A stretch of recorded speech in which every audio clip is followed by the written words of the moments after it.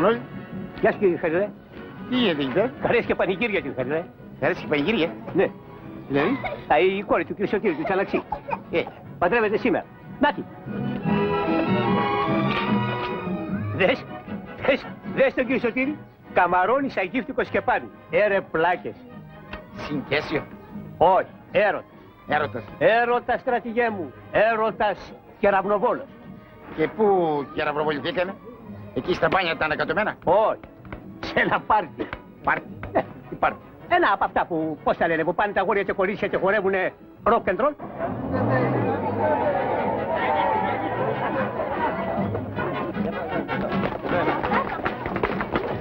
Και πώς το λένε το χορό ρε που χόρεψε η κόρη του Σωτήρη και καλοπατρέψε? Rock and roll.